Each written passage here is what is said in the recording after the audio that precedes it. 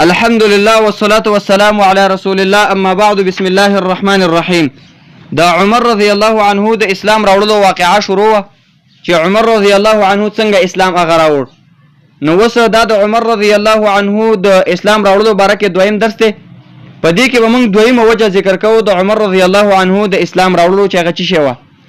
په روایتو د سیرت کې دا راغلي دي او بعض مفسرینو د سورة الحاقه په تشریح کې هم دا مسله نقل کړې ده چې عمر رضی الله عنه فرمایي ورځ ما د خپل کور نه بهر هغه شپه راغله د څه ضرورت د وجې نه، نو زه ایسته مسجد الحرام ته راغلم او مسجد الحرام ته نبی صلی الله علیه وسلم د شپې راغلی او هلته به د الله عبادت او د الله رب العالمین بندګي به یې کوله. نو نبی صلی الله علیه وسلم به د شپې مسجد الحرام ته راته دپاره د عبادت کولو سره د دې نه چې په هغې کې بوتان هم پراته وو. د دې نه دا پیدا معلومیږي چې نبی صلی الله علیه وسلم په مسجد الحرام کې مونځ کړی دی او بوتان پکې پراته دي. نو دا د مسجد نبوي او د مسجد الحرام د خصوصیاتو نه ده او دا غرنګ د بیت المقدس د خصوصیاتو نه هم دا ده. که په دې درې مساجدو کې بوتان پراته نو مقصد پکې هغه ده چې په دې کې به ته مونځ کې ستا مونځ پکې هغه کېږي. او رسول الله صلی الله علیه وسلم چې به راغی د بوتان ته مخامخ نه ودرېد یو طرف ته به ته ودرېده. نو په دې مساجدو کې بوتان هم پراته او که هر څه پکې پراته نو ستا مونځ پکې کېږي، خو لیکن ته به په خپله د بدعاتو او شرکیاتو نه هغه ځان ساتي په خلاف د نورو مساجد. نور چې عام کم مساجد دي چې په هغه مساجدو کې د هغې په وجه باندې ته خرابېږي یا ستا مونځ خرابېږي، نو دغه مسجد پرېږده او بل ځای ته لاړ شه مسجد ته. که چېرې ورته مړی ښخ وي نو هغه مسجد هغه خپله رونق او خپل هر څه ختم کړي نو په هغې کې بیا مونځ نه کېږي، بیا ترې نه هغه بل ته لاړ شه. خو لیکن دا درې مساجد چې د رسول الله په حدیث کې فضیلت راغلی دی، مسجد الحرام، مسجد نبوي، مسجد اقصی، که دې کې بوتان هم پراته دي پکې خپل عبادت او خپل مونځ به کوې نه بیا پرېږدي. ځکه دې ته په هجره په رسول الله صلی الله علیه وسلم په حدیثو کې چې سړی دې ته سفر کوي ورځي د درې مساجدو له اجر ښودلی شوی دی چې د انسان لپاره به دونه اجر او دې لپاره به دونه اجر وي. نو دې په وجه باندې د درې مساجدو چې کوم دی څه دی هغه خصوصیت دی. که د دې نه چا مقبره هم جوړه کړي نو په دې کې عبادت او مونځ کېږي. بیا بعضې خلک سوال کوي، سوال داسې دی چې تاسو وایئ چې په کوم مسجد کې قبر نو په هغې کې مونځ نه کېږي او د رسول الله صلی الله علیه وسلم مبارک قبر چې دی دا په مسجد نبوي کې دی. د رسول الله صلی الله علیه وسلم قبر په کوم ځای کې دی؟ مسجد نبوي کې دی. د هغې نه خو یو جواب دا دی چې دا قبر د رسول الله صلی الله علیه وسلم بهار دی، په مسجد کې دننه داخل نه دی. او کوټه د عایشه رضی الله عنها چې دا د مسجد نه بهار ده.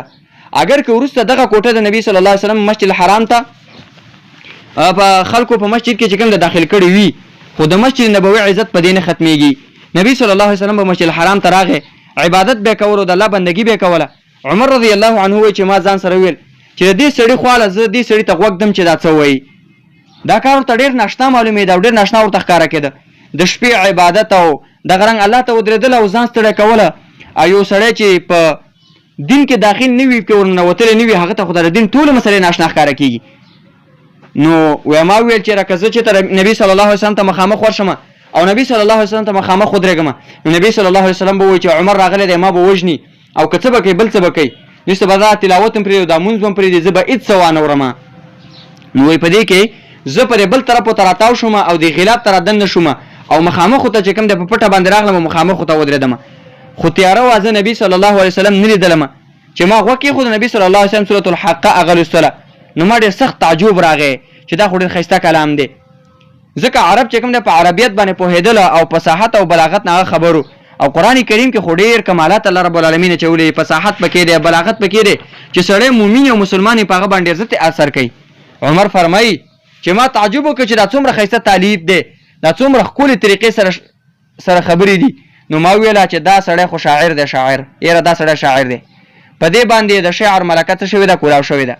او په بعضې سړي باندې کله ملکه را کولاو شوي وي نو چې کوم دی د هغې د ژبې نه مقفا خبرې راوځي، قافیې برابرې چې خبرې چې کوي دا خبرې برابرې خبرې کوي، غلطې خبرې نه کوي. نو زما ځان سره په زړه کې مې دا خبره چې دا شاعر دی. وی نبي صلی الله علیه وسلم وفرمیل چې ما هو بقول شاعر، دا قرآن چې دا شاعر وینا نه ده. نو عمر رضی الله عنه فرمایي چې ما ویل چې د محمد رسول الله چې دا غټ کاهن دی، ځکه دا زما په زړه باندې پوهه شو چې زما په زړه کې دا خبره تېره شو چې دا شاعر دی. نو سمدسته هغه دا خبره نفي کړه چې ما هو بقول شاعر، دا شاعر وینا نه ده بلکې دا د رب العالمین وینا ده او د رب العالمین کتاب دی. و ما ویل چې دا سړی کاهن دی او کاهن هغه چاته ویل کېږي چې هغه د راتلونکي زمانې څه ورکوي، هغه د راتلونکي زمانې خبر ورکوي او دا یو حرام او ناروا کار دی. رسول الله صلی الله علیه وسلم فرمایي من اتا کاهنا او عرافا وصدقه بما يقول فقد كفر بما انزل على محمد صلی الله علیه وسلم. څوک چې کاهن ته راغی او دغه په خبره باندې تصدیق وکړه دا انسان په هغه کتاب باندې کافر دی کوم چې په نبی صلی الله علیه وسلم باندې څه شوی دی، په نبی صلی الله علیه وسلم باندې هغه نازل شوی دی. ما ویل چې دا غټ کاهن دی. مقصد دا چې سیدنا عمر رضی الله عنه فرمایل چې زما زړه کې راغله چې دا خو کاهن دی. و است نبی صلی الله علیه وسلم فرمایل چې ولا بقول کاهن قليلا ما تذكرون. دا قران د کاهنانو وینا نه ده، تاسو ډېر کم عبرت اخلئ د قران کریم نه، یا په تاسو کې ډېر کم خلک چې کوم د عبرت اخلي د قران کریم نه. دا د کاهن وینا نه ده، تنزيل من رب العالمین. دا داسې کتاب ده چې رب العالمین د طرف نه شوی دی، هغه نازل شوی دی. نو عمر رضی الله عنه فرمایي کله چې ما دا خبره واورېدله نو زما زړه چې کوم دی لږ غونډه کې هغه کولاو شو او دې را باندې چې کوم دا را باندې څه شو ایمان مې په زړه کې ورننوته او د اسلام تخم مې په زړه کې هغه خوښ شو. لیکن بیا هم په ما باندې د جهالت او د تقلید څو د پلار د نیکه دین نه من څو هغې نه زه متاثره وم. ځکه چې سړی 40 کاله تېر کړي او 50 کاله تېر کړي نو په یو ځل باندې پلار نیکه دین پرېښودل دا ډېر سخت کار دی، یا یو دین پرېښودل او په بل دین کې ورداخلېدل دا ډېر سخت کار دی. نو د دې وجې نه دا تشدد دی چې څوک یو ورځ هغه دعوت ورکړي او سړی په اوله ورځ باندې څه کوي مسلمانوي او بیا ته د اعلی درجې ایمان مطالبه کوي، دا هېڅ چېرې همداسې نشي کېدلی. نو عمر رضی الله عنه لا پوره مسلمان شوی نه و، د دې زړه نه چې کوم دی لا پوستکی هغه پوستکی د زائل شوی نه و د جهالت او د ناپوهۍ. نو عمر رضی الله عنه په دې کې کور ته لاړو او زړه کې دا راغله چې یاره زه د محمد رسول الله وژنمه، دا قتلوم او دا خلک نور خلاصومه. قریشو تاسې په غوسه باندې دي، په هر وخت کې به دا ویل چې دا نبي وژنمه. لیکن رب العالمین ډېر عزتمن ذات دی او ډېر حق ذات دی. یو کس د مرګ به ډېرې ارادې کېږي، ډېرې ارادې به سړی وکړي، خو لیکن الله تعالی د هغې طرف نه څه کوي؟ دفاع کوي. ان الله یدافع عن الذین آمنوا. الله رب العالمین د مؤمنانو طرف نه دفاع کوي، الله حفاظت کوي او دا الله په وجود باندې دلیل دی. یو انسان ته به دا ټول غشي متوجي او دا به نه مړ کېږي. دا ولې؟ ځکه دا الله رب العالمین د دې تر شا ولاړ دی، رب العالمین یې څه تر شا ولاړ، الله رب العالمین ته دفاع کوي. نو عمر رضی الله عنه توره راواغېستله او غاړې ته واچوله او زید نبی صلی الله علیه وسلم د مرګ پسې. په دې کې نعیم بن عبد الله النحام العدوي رضی الله عنه ورسره هغه میلاو شو او بعضې وایي چې د بنو زهره یا د بني مخزومه نه ورسره یو سړی څه شو په لاره کې میلاو شو. تپوس یې ترې وکړه چېرته روان یا عمر؟ هغه وویل زه د محمد رسول الله پسې روان یم. الذي هغه محمد صبعه چې هغه صحابي شوی دی، چې شوی دی هغه صحابي شوی دی، دا خلک یې نور خلاصومه. نعیم بن عبد الله النحام العدوي ورته وویل بنا بر یو قول باندې هغه ورته وویل که چېرته ته دا قتل کړې نو ته به د بني هاشم نه او د بنو زهره نه به ته کوم ځای کې خلاصېږي. نو عمر رضی الله عنه یې سړي ته په جواب کې ما اراکه الا صبوته، زما دا ګمان دی او زما دا خیال چې ته هم صحابي شوی هغه خپل دین دې پرېښی دی. نو هغه ورته وایي دا خو پرېږده، زه به تا ته ډېرې یو تعجب په یو عجیبه خبره باندې خبر درکړم او عجیبه خبره به ته در وښیم. وایي کومه خبره ده؟ هغه دا ده ان خانتک واختک قد صبوا وترک دین الذي انت علیه. یقینا ستا اوښې او ستا خور اسلام راوړی دی او هغه دین یې پرېښی دی په کوم دین باندې چې تی. نو ته د خپل کور غم دې وکړه. که داسې سړی مسلمان وي نو د ده غرض دا چې دا عمر د نبي صلی الله علیه وسلم د منع کولو چې نبی علیه السلام ته ضرر ورنرسوي، او که مسلمان نه وي لکه ځینې وایي چې دا د بنو مخزومه د قبیلې نه، نو بیا یې مقصد دا چې ولې د خپل کور نه چې کوم د خپلوان دی ختم که، د خپلې خور او دغه رنګ چې کوم دی او خپل خور دی چې کوم دی څه د خپل خور غم دی وکړه او د خپل اوښې غم دی وکړه. سعید بن زید رضی الله عنه غم وکړه چې دا جنتي صحابي دی. نو عمر رضی الله عنه فرمایي وی چې زه هغوی پسې ورغلم نو ما د بهار نه تلاوت واورېدله او د خباب بن ارت رضی الله عنه اواز مې واورېده چې د مخکې نه ایمان راوړی او دې دواړو ته به سبق و، د سعید بن زید رضی الله عنه ته او دغه رنګ فاطمه بنت خطاب رضی الله عنها ته به څه ښوده، هغه تعلیم به ورته ورکو. ځکه نبی صلی الله علیه وسلم خپلو ملګرو ته د مخکې نه دا خبره مقرر کړې وه چې تاسو به یو بل ته تربیت ورکوئ، تعلیم به ورکوئ، یو بل ته به ښې خبرې ښیوئ. خباب بن ارت چې کله د عمر رضی الله عنه اواز واورېده د کور په یو طرف کې هغه پټ شو. د عمر رضی الله عنه هیبت چې دا ډېر زیات و. عمر رضی الله عنه خور فاطمه بنت خطاب رضی الله عنها د هغې سره چې کومه صحیفه وه پای کې د قرآن کریم لیکل شوی و هغه صحیفه پټه کړه چې پای کې سوره طه لیکل شوی و. نو عمر رضی الله عنه چې رانوته تپوس یې وکړه چې ما هذه الهیمنة دا څه پټې خبرې تاسو کولې؟ هغه وویل چې موږ خپل منځ کې مو خبرې کولې. نو عمر ورته وویل چې تاسو څه خبرې کولې؟ شاید چې تاسو صحابیان شوي وي ګور دا خبرې. نو اوښې ورته وویل چې یا عمر ارأيت ان كان الحق في غير دينك، ما ته خبر راکه په دې باندې که چېرته حق وي ستا د دین نه ما سوا په یو بل دین حق وي نو آیا موږ به هغې پسې نه ځو؟ خبر راکه که چېرته حق ستا د دین نه علاوه په بل دین کې وي نو هغې له به موږ ځو که نه به ځو؟ هغه به موږ نه قبلو او تا پسې به رواني. نو عمر رضی الله عنه غوسه شو. د نیکانو خلکو کې چې کوم دی تیزي ډېره وي او د پاکو خلکو مزاج وي چې هغوی بیخي منافقت نه قبلی. نو عمر رضی الله عنه ور ودنګل او هغې را څملو او په وهلو له شروع وکړه. سعید بن زید رضی الله عنه په دې کې خور راغله چې د خپل خاوند نه دفاع هغه وکړه. عمر یې راونیولو او راویښ کړو د دې لپاره چې د خپل خاوند ته اخلاص کړي. نو عمر رضی الله عنه لاس را اوچت کړه او خپله خور یې په خپه باندې څه کړه، په خپله خور یې چې کوم دی په خفړه ووهله چې پوزه ورله څه کړه، پوزه ورله ماته کړه. وینې ترې چا شولې را ماتې شولې. په بعضې روایتو کې راغلي دي چې دا خور یې څه شول، هغه غوسه شول او داسې ویل نعم قد اسلمنا وآمنا بالله ورسوله فاصنع ما بدا لك. مونږ مسلمانان شوي، مونږ په الله باندې ایمان راوړی دی، په رسول الله باندې ایمان راوړی دی او څه چې د خوښه یې هغه وکړه. نو په دې کې عمر رضی الله عنه چې د خپلې خور وینې ویلدلې نو لږ یې غوسه سړه شوله او حیا ورغله او پښیمانه شو کېناسته او خور ته ویل چې تاسو سره کومه صحیفه ده او تاسو هغه لوستله هغه ماته راکړئ.